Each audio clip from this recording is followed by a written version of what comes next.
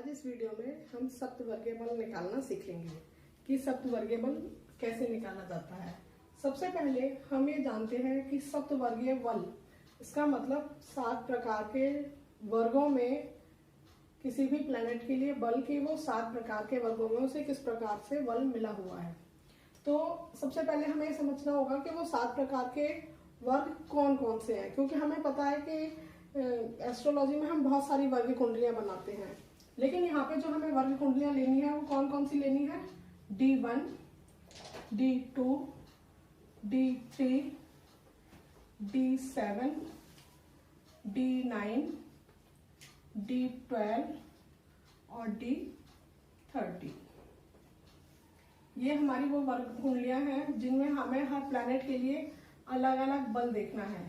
मतलब इन वर्गों में वो प्लैनेट किन किन की राशि में गया है और जिनकी राशि में वो गया है उन प्लैनेट के साथ उस ग्रह का कैसा संबंध है। यानी हमें पहले ये 7 वर्गों में प्लैनेट की स्थिति निकालनी होगी कि इन वर्गों में वो किस राशि में गए हैं, और फिर हमें उस राशि स्वामी के साथ उस प्लैनेट का संबंध देखना होगा कि उसका किस तरीके से संबंध है, क्योंकि उसी संबंध के अनुसार हम उसे बल देते हैं षष्ठ्यांश में। क्योंकि हम यहाँ पे सूर्य का निकाल रहे हैं तो सबसे पहले हमें D1 में देखना है। ये हमारी D1 कुंडली है जो हमने यहाँ बना रखी है, और बाकी ये सारी वर्ग कुंडलियां हमें बनानी आनी चाहिए। अगर वो नहीं आएंगी तो हम ये इसमें अपना नहीं देख पाएंगे कि कौन सा प्लैनेट किस वर्ग में किस राशि में जा रहा है। अब इस कुंडली में अगर हम देखते हैं D1 में, तो हमने देखा सूर्य मीन राशि में है, तो हमने यहाँ लिख दिया मीन राशि। कुछ लोग अलग अलग पूरे वर्ग बनाने लगते हैं इस तरीके से स्क्वायर डाल डाल के एग्जाम में, और उनमें बहुत टाइम खराब हो जाता है। इसलिए आप सिंपल इस तरीके से पूरे 7 वर्गों को लिख लीजिए और उनमें ये राशि आप डाल दीजिए, तो आप देख लेंगे कि इस राशि का स्वामी कौन है, उस राशि स्वामी से उस प्लैनेट का कैसा संबंध है। अब हमने देखा कि D1 में प्लैनेट मीन राशि में है। अगर हम D2 में देखेंगे तो D2 में हमें कैसे पता चलेगा, क्योंकि हम जानते हैं D2 में 2 ही वर्ग बनाए जाते हैं। एक जिसे हम होरा चार्ट कहते हैं, D2 हमारा होरा चार्ट होता है। उसमें एक हमारा सूर्य की होरा होती है और दूसरी हमारी चंद्रमा की होरा। और कोई भी प्लैनेट जिस राशि में होता है, सम राशि या विषम राशि, क्योंकि होरा चार्ट बनाने के लिए हमें सम और विषम का ध्यान रखना होता है। अगर वो सम राशि में है तो होरा चार्ट में 15 डिग्री तक वो सम राशि में ही जाएगा, और यदि वो विषम राशि में है तो 15 डिग्री तक वो विषम राशि में ही जाएगा, और 15 डिग्री से यदि आगे चला जाता है तो वो अपने से अपोजिट वाली राशि में चला जाएगा। यदि सम में है तो विषम में, और विषम में है तो सम में। अब हमने यहाँ देखा कि सूर्य हमारा सम राशि में है। यहाँ हम इसकी डिग्री देखेंगे कि डिग्री कितनी है। यदि वो 15 डिग्री तक होता तो हम कहते हैं सूर्य चंद्रमा की होरा में जाएगा, लेकिन क्योंकि यहाँ पे इसकी डिग्री 15 से ज्यादा है तो हम ये कहेंगे ये चंद्रमा की नहीं सूर्य की ही होरा में जाएगा, यानी सूर्य आ गया सूर्य की होरा में। यानी हम D2 में कहेंगे कि सूर्य सिंह राशि में जाएंगे, क्योंकि यहाँ पे सिर्फ कप और सिंह राशि का ही नियम होता है। इसी तरीके से यदि हम D3 की बात करें, यानी दृष्टिकोण कुंडली की बात करें, तो दृष्टिकोण कुंडली में हम 30 डिग्री को 3 हिस्सों में डिवाइड करते हैं। पहला दृष्टिकोण 0 से 10 डिग्री तक, दूसरा दृष्टिकोण 10 डिग्री से 20 डिग्री तक, और तीसरा दृष्टिकोण 20 डिग्री से 30 डिग्री तक। और ये नियम हमारा केंद्र वो धर्म त्रिकोण के आधार पर होता है। इसमें हम 1, 5, 9 का नियम लेते हैं। ये 1, ये 5 और दूसरा ये 9। यानी अगर कोई भी प्लैनेट 0 से 10 डिग्री के बीच में है तो वो 1 नंबर यानी उसी राशि में रहेगा जिस राशि में वो D1 में है। यदि वो 10 डिग्री से 20 डिग्री के बीच में है तो वो अपनी जिस राशि में है उस राशि से 5वें भाव की राशि में चला जाएगा। और इसी तरीके से यदि वो 20 डिग्री से 30 डिग्री तक है, यानी वो तीसरे दृष्टिकोण में है, तो वो जिस राशि में है उस राशि से 9वें भाव की राशि में चला जाएगा। जैसे अब हम यहाँ पे सूर्य के लिए देखते हैं, हमने देखा सूर्य 23 डिग्री 57 मिनट है। इसका मतलब वो तीसरे दृष्टिकोण में है, क्योंकि वो 20 डिग्री से लेके 30 डिग्री के बीच में है। तो यहाँ पे हम कहेंगे वो तीसरे दृष्टिकोण में है, और तीसरे दृष्टिकोण में प्लैनेट कहाँ जाता है, अपनी स्थिति से 9वें भाव में। यानी यदि वो मीन राशि में है तो यहाँ से हम 9 भाव आगे काउंट करेंगे, 1, 2, 3, 4, 5, 6, 7, 8, 9। यानी सूर्य आ गया वृश्चिक राशि में। तो हमने कहा सूर्य D3 में वृश्चिक राशि में आएगा। इसी तरीके से यदि हम D7 की बात करते हैं तो D7 में हम जानते हैं कि हमें 30 डिग्री को 7 हिस्सों में डिवाइड करना है। सप्तमांश है, इससे हम अपने संतान का विचार करते हैं और इसको हम 7 हिस्सों में डिवाइड करेंगे 30 डिग्री को। तो इसमें एक हिस्सा हमारा आएगा 4 डिग्री 17 मिनट का, दूसरा हमारा आएगा 8 डिग्री 34 मिनट का, तीसरा आएगा 12 डिग्री 51 मिनट, फिर 17 डिग्री 8 मिनट, फिर 21 डिग्री 25 मिनट और फिर 25 डिग्री 42 मिनट और लास्ट का 30 डिग्री। ये हमारे 7 हिस्से होते हैं, ये हमें बनाना होगा। हमें ये याद रखना होगा कि पहला हिस्सा हमारा 4 डिग्री 17 मिनट होता है।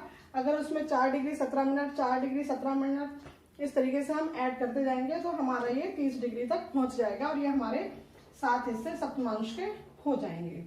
और फिर हम देखेंगे कि प्लैनेट हमारा कितने डिग्री पर है, यानी किस सप्तमांश में वो आता है। ये 23 डिग्री 57 मिनट पे है, तो हम इसे देखेंगे 21 डिग्री से लेके 25 डिग्री के बीच में आ रहा है। यानी ये कौन सा सप्तमांश हुआ? पहला, दूसरा, तीसरा, चौथा, पांचवा और ये छठा। यानी हमारा छठे सप्तमांश में प्लैनेट आएगा। सप्तमांश का नियम क्या होता है कि यदि प्लैनेट विषम राशि में है तो उसकी गणना उसी भाव से होगी कि वो किस सप्तमांश में जाएगा। जितने सप्तमांश में वो है उतने सप्तमांश आगे वो प्लैनेट जाएगा।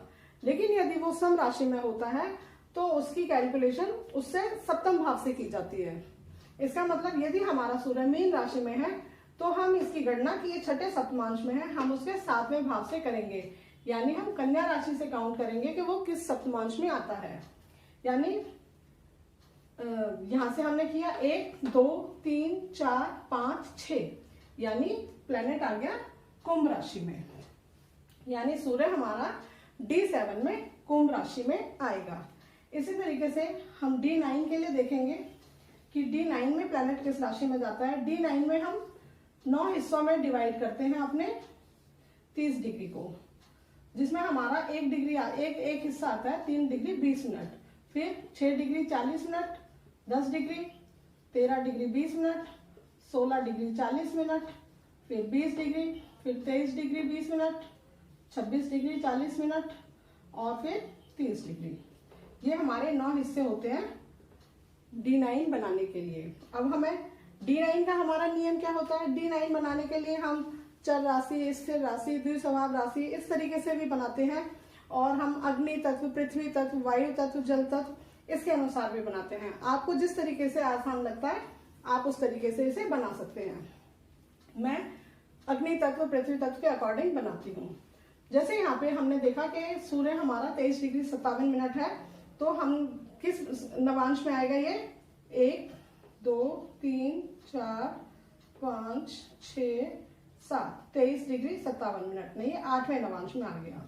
यानी हमने देखा कि सूर्य हमारा 8वें नवांश में है। अब हम 8वें नवांश को इसको किस तरीके से लेंगे?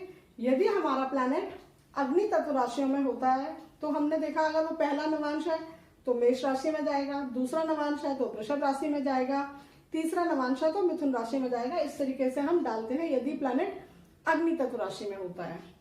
पृथ्वी तत्व राशि में होता है तो जो भी हमारा नवांश आया होता है उसमें हम 9 ऐड करते हैं और जो भी राशि आती है वो हमारी उस प्लैनेट की राशि होती है। इसी तरीके से यदि वो वायु तत्व में होता है तो हम 6 ऐड करते हैं और जल तत्व में होता है तो हम 3 ऐड करते हैं। अब क्योंकि हमारा प्लैनेट यहाँ पे सूर्य मीन राशि में है जो कि एक जल तत्व राशि है तो हम उसमें 3 ऐड करेंगे। यानी हमारा प्लैनेट हुआ 8वां नवांश में और 8 में यदि हम 3 ऐड करते हैं तो हमारा आ जाता है 11। यानी हमारा प्लैनेट नवांश कुंडली में 11 नंबर की राशि में जाएगा, शनि की में। इसी तरीके से हम D12 की बात करते हैं। D12 में हम अपने 30 डिग्री को 12 हिस्सों में डिवाइड करते हैं, वर्ग बनाएंगे। द्वादशांश वर्ग में भी हम 30 डिग्री को 12 हिस्सों में डिवाइड करेंगे, जिसका एक हिस्सा आता है हमारा 2.5 डिग्री का, यानी 2.5। दूसरा हिस्सा हुआ हमारा 5, तीसरा 7.5, फिर 10, फिर 12.5, फिर 15, फिर 17.5, 20, 22.5, 25, 27.5 और 30। ये हमारे 12 हिस्से हो जाते हैं 30 डिग्री के। अब हमें देखना होगा कि हमारा सूर्य किस हिस्से में आ रहा है। 1, 2, 3, 4,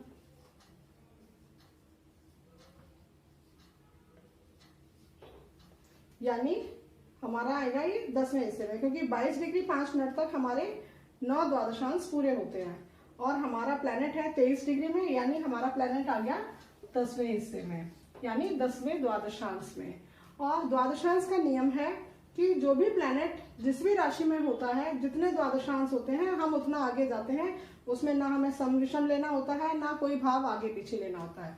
इसका मतलब हमारा सूर्य यदि मीन राशि में है तो हम यहीं से 10 काउंट करेंगे, क्योंकि हमारा प्लेनेट 10वें द्वादशांश में है। तो 1, 2, 3, 4, 5, 6, 7, 8, 9, 10। इसका मतलब सूर्य द्वादशांश वर्ग में धनु राशि में आएंगे। अब हम D30 में देखेंगे। D30 बनाने का नियम हमारा थोड़ा सा अलग होता है। उसमें हमें ये सीक्वेंस याद करना पड़ेगा, 5, 5, 8, 7, 5। ये हमारा एक सीक्वेंस होता है और इसमें अब हमें प्लैनेट को देखना होता है, क्योंकि हमें यदि प्लैनेट हमारा सम राशि में है तो D30 में भी सम राशि में जाएगा, यदि विषम राशि में है तो D30 में भी वो विषम राशि में जाएगा। लेकिन हमें ये देखना है कि वो किस प्लैनेट की सम या विषम राशि में जाएगा। उसके लिए हमें ये सीक्वेंस याद रखना होगा। इसके साथ हमें ये याद रखना है कि पहला हिस्सा हमने किसको दिया है, मंगल, फिर दूसरा शनि, तीसरा बृहस्पति, चौथा बुध और 5वां शुक्र। इसमें हम चंद्रमा और सूर्य को कोई जगह नहीं देते, यानी यदि हम D30 की बात करें तो उसमें सूर्य और चंद्रमा की राशि में कोई भी प्लैनेट नहीं आता। और इसी तरीके से अगर हम D2 की बात करें तो सारे प्लैनेट सूर्य और चंद्रमा की ही राशि में आते हैं और किसी प्लैनेट का उसमें स्थान नहीं होता। तो ये हमारा सीक्वेंस है। अगर हम ऊपर से लेंगे तो ये विषम के अनुसार होगा और नीचे से लेंगे तो सम राशि के अनुसार। यानी यदि हमारा प्लैनेट विषम राशि में है D1 में, तो हम यहाँ से काउंट करेंगे कि पहली 5 डिग्री तक यदि वो है तो मंगल की राशि में जाएगा, फिर उससे अगली 5 डिग्री तक है, 5 से 10 तक, तो वो शनि की राशि में जाएगा। इसी तरीके से 10 डिग्री से लेकर 18 डिग्री तक है, अगली 8 डिग्री तो वो बृहस्पति की राशि में जाएगा। तो ये हमारा नियम होता है। अगर विषम राशि का है तो हम इस नियम से चलेंगे और यदि सम राशि में है तो हम इस नियम से चलेंगे। जैसे हमने देखा यहाँ पे हमारा सूर्य सम राशि में है, क्योंकि मीन राशि सम राशि है, तो हम यहाँ से अपना काउंट करेंगे। तो हमने देखा यदि हमारा सूर्य 5 डिग्री तक होता तो हम कहते वो शुक्र की सम राशि में जाता। यदि 5 से लेकर अगली 7 डिग्री वो 12 डिग्री तक सम राशि में होता तो वो बुध की सम राशि में जाता। लेकिन वो कितने डिग्री पर है, 23 डिग्री पर, यानी 5 और 7 12 और 8 20, यानी वो बृहस्पति तक हमारी 20 डिग्री कंप्लीट होती हैं और वो उससे अगली डिग्री में है, यानी वो ये 20 से 25 डिग्री वाले हिस्से में आता है, यानी वो शनि की सम राशि में जाएगा। ये हमारा हमने यहाँ नीचे से देखा है। तो हमारा शनि, ये सूर्य आ गया D30 में मकर राशि में। तो ये हमने इसको 7 वर्गों में देख लिया कि हमारा जो प्लैनेट है वो 7 वर्गों में किस किस राशियों में जा रहा है। अब हमें इस नियम को देखना है कि ये जो प्लैनेट है जिनकी भी राशि में वो गया है वो उसके लिए मित्र है या शत्रु है। मित्र और शत्रु देखने के लिए हमें पंचधा मैत्री का नियम लगाना होता है, क्योंकि एक हमें पता होता है कि कुछ प्लैनेट को हम मान के रखते हैं कि ये इनके मित्र हैं या ये इनके शत्रु हैं, जिसे हम कहते हैं नैसर्गिक मित्र और शत्रु। जैसे हमने कहा सूर्य के लिए नैसर्गिक मित्र और शत्रु कौन है, यहाँ पे हम लिख लेते हैं उसमें मित्र, सम और शत्रु, 3 हमारे नियम होते हैं नैसर्गिक मित्रता में। ये हमारी है नैसर्गिक मित्रता। तो सूर्य के लिए मित्र कौन है, चंद्रमा, मंगल और बृहस्पति, सम बुध और शत्रु शुक्र और शनि। ये हमें सारी चीजें याद रखनी होंगी। ये वर्ग हमें बनाने आने चाहिए, इनके मित्र कौन है, शत्रु कौन है, वो भी हमें याद होना चाहिए।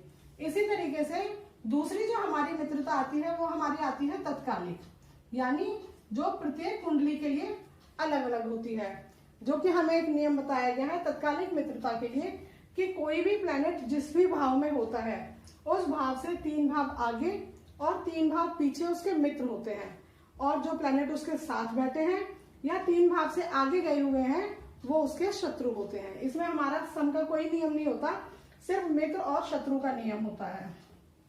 तो हम कहेंगे कि सूर्य के साथ जो भी प्लैनेट बैठे हैं वो उसके लिए तत्कालिक शत्रु हैं, और जो 3 भाव आगे और 3 भाव पीछे बैठे हैं वो उसके तत्कालिक मित्र हैं। यानी अगर हम इस कुंडली के अनुसार देखें तो शनि और चंद्रमा उसके शत्रु होते हैं। वैसे हमने देखा कि चंद्रमा मित्र है, लेकिन हम तत्कालिक उसे या शत्रु मान रहे हैं, और फिर हम उसका पंचता मैत्री का नियम लगाएंगे, और जो भी हमारा पंचता मैत्री के अनुसार आएगा कि वो प्लैनेट उसके लिए क्या बनता है, उसी अनुसार हम उसे यहाँ नंबर देंगे।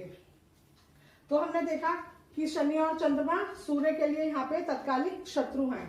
बुध, क्योंकि 3 भाव आगे कौन से आएंगे, 1 2 3, यानी यहाँ तक जो प्लैनेट बैठे होंगे वो मित्र होंगे, यानी बुध हो गए तत्कालिक मित्र। और अगर हम यहाँ से 3 भाव आगे जाते हैं तो 1 2 3, यानी इस भाव तक जो भी प्लैनेट बैठा होता वो सूर्य का मित्र होता। यानी हमने शुक्र को क्या बोला कि शुक्र इनके मित्र हैं, और गुरु और मंगल हो गए शत्रु। ये हमारी तत्कालिक मित्रता हो गई। इस तरीके से हमने 2 तरीके से मित्र और शत्रु निकाले। अब हमें पंचदा मैत्री के नियम पर जाना है। पंचदा मैत्री में हम 5 नियम लगाते हैं, क्योंकि हमारे पास 2 तरह के जो मित्र और शत्रु आए हैं उसमें, क्योंकि जो मित्र हम दोनों में देखेंगे, यदि दोनों में मित्र हैं यानी मित्र मित्र हैं तो वो हो जाएंगे अति मित्र। यदि एक में मित्र है और एक में शत्रु है, एक में मित्र है और एक में सम है, यानी यहाँ पे सम है, तो वो हो जाएंगे मित्र। और यदि एक से एक भाग में मित्र हैं और दूसरे में शत्रु हैं तो वो हो जाएंगे सम। और यदि एक में मित्र हैं और एक में शत्रु हैं और दूसरे में सम है तो वो हो जाएंगे शत्रु। और यदि दोनों में शत्रु हैं तो वो हो जाएंगे अति शत्रु। ये हमारे 5 नियम हैं जिसके ऊपर हमारी पंचदा मैत्री आधारित है। यानी शत्रु और एक सम है तो शत्रु, मित्र और सम है तो मित्र, मित्र मित्र है अति मित्र, शत्रु शत्रु है अति शत्रु, और मित्र और सम और मित्र शत्रु हैं तो हम सम, यानी एक में वो मित्र आते हैं दूसरे में वो शत्रु आते हैं तो हम उन्हें सम कहेंगे। अब इस अनुसार यदि हम अपनी पंचदा मैत्री बनाते हैं तो कौन सा प्लैनेट क्या बनता है सूर्य के लिए, यहाँ हम देखेंगे। अब हमने देखा, सबसे पहले हम चंद्रमा के लिए देखते हैं। चंद्रमा नैसर्गिक मित्र हैं लेकिन तत्कालिक वो शत्रु हैं, यानी मित्र और शत्रु, यानी चंद्रमा हुए सम। चंद्रमा है सम। मंगल के लिए हम देखेंगे तो मंगल नैसर्गिक मित्र हैं और तत्कालिक शत्रु, यानी मंगल भी हुए सम। बुध के लिए देखेंगे, बुध यहाँ पे नैसर्गिक सम है और यहाँ पे मित्र, तत्कालिक मित्र, यानी सम और मित्र मित्र, बुध हुए मित्र। फिर गुरु यहाँ पे नैसर्गिक मित्र हैं लेकिन तत्कालिक वो शत्रु हैं तो मित्र और शत्रु हुए गुरु सम। और शुक्र नैसर्गिक शत्रु हैं लेकिन वो तत्कालिक मित्र हैं तो मित्र और शत्रु शुक्र भी हुए सम। और शनि नैसर्गिक शत्रु हैं और तत्कालिक भी वो शत्रु हैं, यानी शनि हुए अति शत्रु। तो यहाँ पे हमने देखा कि बुध उनके मित्र हैं और शनि अति शत्रु हैं, बाकी सभी प्लैनेट उनके लिए सम हैं इस कुंडली में। तो हमें अब ये वाली जो हमने देखी थी, जो हमने नैसर्गिक मित्रता और तत्कालिक मित्रता लिखी थी, उसे हम बिल्कुल भूल जाएंगे, उसे हम याद नहीं रखेंगे, क्योंकि कई बार बहुत सारे स्टूडेंट क्या करते हैं कि जो नैसर्गिक उन्हें याद है कि चंद्रमा मित्र हैं, मंगल मित्र हैं, गुरु मित्र हैं, शुक्र और शनि शत्रु हैं, वो उसी के अकॉर्डिंग नंबर दे देते हैं और उनकी ये पंचदा मैत्री गलत हो जाती है। सॉरी ये सप्तवर्गीय बल उनका गलत आ जाता है। इसलिए हमें ये याद रखना है कि हमने नैसर्गिक और तत्कालिक को मिलाकर जब हमने पंचधा मैत्री के नियम से हमने प्लैनेट का मित्र और शत्रु निकाला तो हमें उसी के अनुसार नंबर देने हैं। पंचधा मैत्री के 5 नियम हमें याद रखने होंगे और उससे जब हम निकालेंगे कि कौन सा प्लैनेट हमारा मित्र है और कौन सा शत्रु है तो उस अनुसार हम नंबर देते हैं। नंबर देने का इसका जो नियम है उसमें सबसे ज्यादा षष्ठ्यांश 45 मिलते हैं। 45 षष्ठ्यांश सबसे ज्यादा होते हैं, उससे ज्यादा इसमें नहीं मिलते, क्योंकि उच्च बल में हमने देखा था 60 षष्ठ्यांश मिलते थे, सप्तवर्गीय बल में 45 षष्ठ्यांश मिलते हैं। इसी तरीके से जब हम अगली वीडियो में ओजीगम बल करेंगे तो हम देखेंगे उसमें 30 षष्ठ्यांश मिलते हैं। अभी हम यहाँ पे रहते हैं तो 45 षष्ठ्यांश कब मिलते हैं? जब प्लैनेट अपना मूल त्रिकोण राशि में होता है। और मूल त्रिकोण राशि हम सिर्फ और सिर्फ D1 में ही देख सकते हैं और किसी वर्ग में कोई भी प्लैनेट मूल त्रिकोण राशि में नहीं हो सकता। क्यों? क्योंकि मूल त्रिकोण राशि देखने के लिए हमें डिग्रियों को याद रखना पड़ता है। कोई भी प्लैनेट किसी भी राशि में किसी पर्टिकुलर डिग्री पर ही सिर्फ मूल त्रिकोण होता है। एक ही राशि में वो उच्च का भी होता है, मूल त्रिकोण भी होता है, स्वराशि भी होता है, तो हमें वो डिग्री याद रखनी होती है कि किस डिग्री पर प्लैनेट मूल त्रिकोण है। और इसलिए मूल त्रिकोण हम सिर्फ D1 में ही देख सकते हैं, क्योंकि बाकी वर्गों में हमारे पास राशि तो होती है कि प्लैनेट किस राशि में है, लेकिन हमारे पास डिग्री नहीं होती, इसलिए ये हम सिर्फ D1 में ही देख सकते हैं। दूसरा आता है स्वराशि। जो प्लैनेट स्वराशि में होते हैं उसको 30 षष्ठ्यांश मिलते हैं। उसके बाद ये पांचों हमारे पंचधा मैत्री वाले नियम आ जाते हैं, जैसे अतिमित्र, मित्र, सम, शत्रु और अतिशत्रु। इसके अनुसार हम नंबर देंगे। सब जैसे मूल त्रिकोण में हमने 45 षष्ठ्यांश दिए, स्वराशि में हमने 30 षष्ठ्यांश दिए। इसी तरीके से अतिमित्र में जो हमारे षष्ठ्यांश आएंगे वो हम 45 का आधा कर देंगे, यानी हो गया 22.5। और मित्र के लिए हम इस 30 का आधा कर देंगे, यानी हो गया 15 षष्ठ्यांश। और सम राशि में हम 15 को आधा कर देंगे तो 7.5 षष्ठ्यांश आ जाएगा। शत्रु राशि के लिए हम 7.5 को आधा कर देंगे तो 3.25 षष्ठ्यांश आ जाएगा। और यदि हम अति शत्रु के लिए जाएंगे तो हम ये 3.25 को भी आधा कर देंगे तो ये 101.87 हमारा आ जाएगा। इतने षष्ठ्यांश मिलेंगे यदि कोई प्लैनेट अति शत्रु है। ये हमारा नियम है, ये हमें ये भी याद रखने होंगे, क्योंकि ये हमें मिलेंगे नहीं एग्जाम में, हमें अपने आप याद रखना है। अब हमें देखना है कि हम किस प्लैनेट को, कौन से प्लैनेट को हमें कितने नंबर देने हैं। यानी यदि प्लैनेट D1 में मीन राशि में गया है तो हम देखेंगे गुरु उसके लिए क्या है, क्योंकि वो गुरु की राशि में, यहाँ पे वो मूल त्रिकोण राशि में नहीं है, इसलिए यहाँ पे हम ये देख सकते हैं कि कौन कौन से वो हमारे प्लैनेट नहीं है। तो हम यहाँ पे मूल त्रिकोण राशि में D1 में नहीं है। स्वराशि के लिए हमारे पास है अतिमित्र, कोई नहीं है, मित्र है, सम है, शत्रु भी कोई नहीं है और अति शत्रु है। यानी हमें कौन कौन से पॉइंट्स मिल सकते हैं, हम दे सकते हैं अपने प्लैनेट को, स्वराशि का, मित्र का, सम का और अति शत्रु का।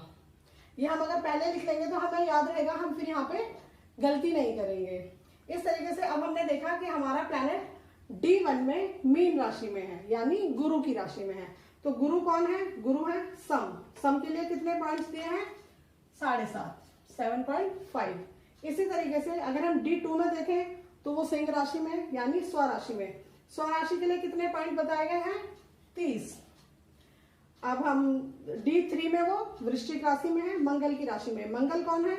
मंगल भी है सम, यानी 7.5। अब हम D7 में देखेंगे, शनि की राशि में है। शनि कौन है? शनि है अति शत्रु। अति शत्रु के लिए हमने कितने दिए हैं? 1.87। D9 में भी वो शनि की राशि में है तो यहाँ भी 1.87। D9 में D12 में वो धनु राशि में है, यानी गुरु की राशि में। गुरु कौन है? सम के लिए हम फिर वो देंगे 7.5 और फिर ये शनि की राशि में ये हो गया 1.87। इस तरीके से हमने देखा कि ये सातों प्रकार के वर्गों में हमने एक प्लैनेट को बल दिया है कि किस वर्ग में प्लैनेट को कितना बल मिला है उसके मित्र और शत्रु के अनुसार। अब हम इस सारे बल को हम टोटल कर लेंगे और टोटल करने के बाद जो भी हमारा आएगा वो हमारा इस प्लैनेट का बल होगा सप्तवर्गीय बल। तो ये हमने एक बार हम दोबारा इसको कर लेते हैं कि किस तरीके से करना है। सबसे पहले हम देखेंगे सप्तवर्गीय बल के लिए कि सातों प्रकार के वर्गों में हम ये देखेंगे कौन सा प्लैनेट किस राशि में गया है। फिर हम देखेंगे उस राशि का जो स्वामी है उसका उस प्लैनेट के साथ जिसके लिए हम सप्तवर्गीय बल निकाल रहे हैं कैसा संबंध है। वो संबंध हमें पंचधा मैत्री के अनुसार देखना है, उसे हम नैसर्गिक मित्रता के अनुसार नहीं लगाएंगे। पंचधा मैत्री के लिए हमें नैसर्गिक मित्रता और तत्कालिक मित्रता जो कि हमारी कुंडली के अनुसार देखी जाती है तो अब हम लगाते हैं। ये पांचों नियम हमारे होते हैं पंचधा मैत्री में, जिसके अनुसार हम ये डिसाइड करते हैं कि कोई भी प्लैनेट उस प्लैनेट के लिए मित्र है, शत्रु है, सम है, अति शत्रु है, क्या है। और फिर हमारे पास ये जो हमें बताया गया है कि अगर प्लैनेट मूल त्रिकोण राशि का होता है तो उसे इतने षष्ठ्यांश देने हैं, स्वराशि का है तो इतने देने हैं। इस तरीके से हम उस प्लैनेट को ये पॉइंट्स देते हैं और फिर ये सातों वर्गों के पॉइंट्स को हम टोटल कर देते हैं जो हमारा प्लैनेट का सप्तवर्गीय बल निकलता है।